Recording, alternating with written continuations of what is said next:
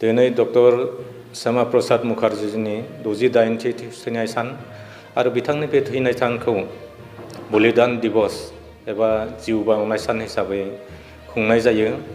जोंनि बर' Kachari welfare autonomous काउन्सिलनि मानगोनां गाहाय मावफुं सोद्रोमा मुस्रि मिहिनसर बसुमतारी बिथाङा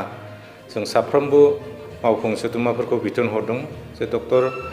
श्यामा प्रसाद मुखार्जीनि बे थैनाय सान एबा बलिदान सानखौ जोंनि मावफुं सोद्रोमाफोरा दैदेनगिरि आरो हानजानि दैदेनगिरिफोरखौ लानानै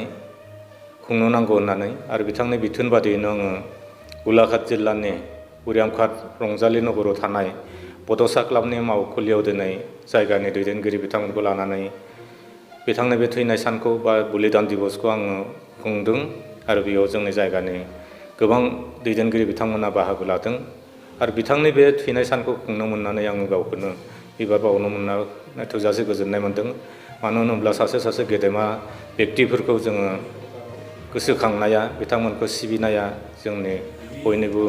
कर्तब्य आरो बिथाङा जोंनि देशनि थाखाय जा खामानि मावनानै बिथांनि जिउखौ अबथिरायै बावनो नांगौ जाबाय बिथांखौ जों जेब्लायबो सिबिगोन। बिथांनि आदर्शखौ बिथांनि बोसोनखौ जों जेब्लायबो लानानै जों मावनो सिगांनो नांगोन आरो बिथांनि जिउ सोलेरा स्वर्गआव जाहाथे आलो गोजोनै थायो बेखौ बिथांनि दिनै 68थि थैनाय सानाव आं गोसोखांनानै बिबारखौ बिबार बावनानै आङो सिबियो आरो बिथांनिसिम आंनो गंग्लायनाय जासियो। जि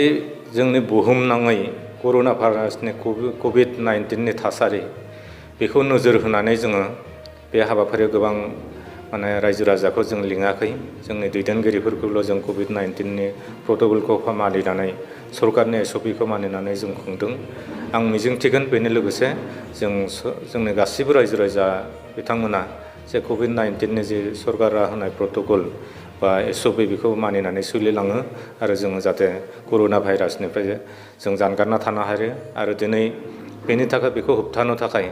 बेनि प्रतिखेधक हिसाबै जा जोङो भेक्सिन होगासिनो दं बे भेक्सिनखौ जाहाथे बयबो लायो आरो गावखौनो बे बेरामनिफ्राय रैखाथि खालामनो हायो बेखौ आं खावलायनाय थाबाय।